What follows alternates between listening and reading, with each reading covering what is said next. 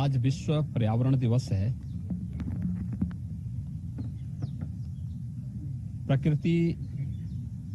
और पर्यावरण का संरक्षण करके ही हम न केवल जीव सृष्टि की रक्षा कर पाएंगे अपितु एक सुखद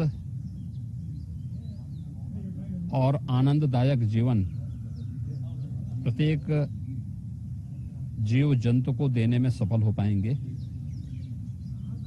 कोरोना संकट, जो वैश्विक महामारी कोरोना आया है, इसने हमारे सामने आज अनेक ऐसी परिस्थितियां दी हैं और सोचने के लिए प्रत्येक नागरिक को मजबूर किया है कि प्रकृति के साथ खिलवाड़ करके हम पर्यावरण को जितनी क्षति पहुंचाएंगे उसकी कीमत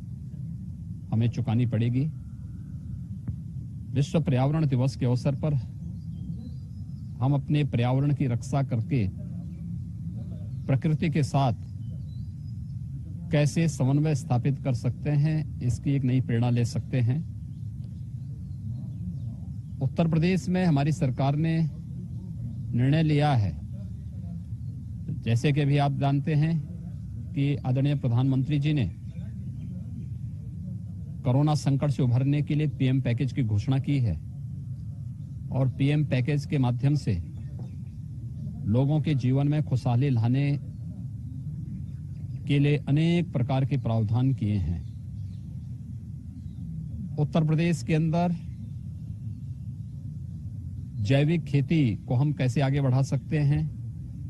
इस पर हमारी कार्य योजना बनकर के तैयार है। नमामि गंगे परियोजना के माध्यम से गंगा की अविरलता और निर्मलता के लिए जो कार्य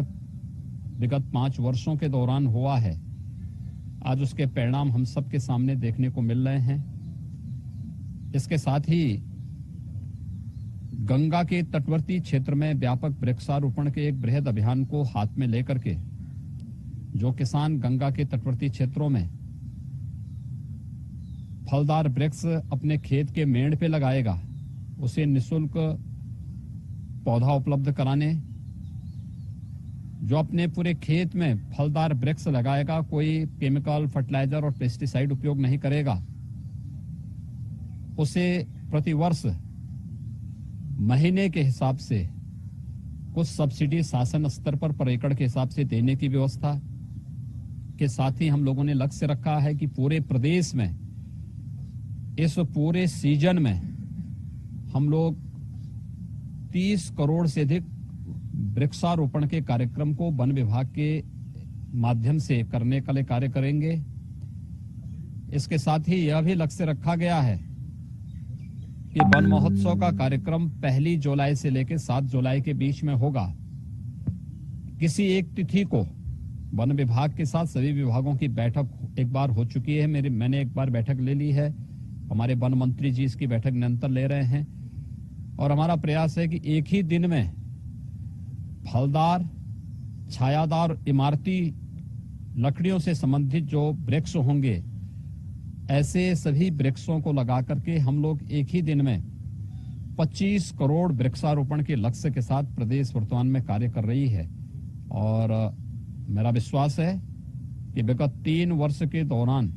वृक्षारोपण के जिस कार्यक्रम को हम लोगों ने प्रदेश के अंदर किया है, उसमें एक वृक्षारोपण के कार्यक्रम को जियो टैग करना, उसके संरक्षण की व्यवस्था करना, प्रदेश के वनाच्छादन को बढ़ाना और लोगों को पर्यावरण के प्रति अधिक से अधिक जागरूक करके प्रकृति के संग रहने के लिए आगे बढ़ना, यही आज का संदेश है। मैं इस अवसर पर प्रदेशवासियों को विश्व पर्यावरण दिवस की अपनी बधाई देता हूं, अपनी शुभकामनाएं देता हूं और विश्वास व्यक्त करता हूं यह पर्यावरण का संदेश हम सबको अपने पर्यावरण को अधिक से अधिक संरक्षित करने और प्रकृति के संग समन्वय बनाने की प्रेरणा प्रदान करेगा।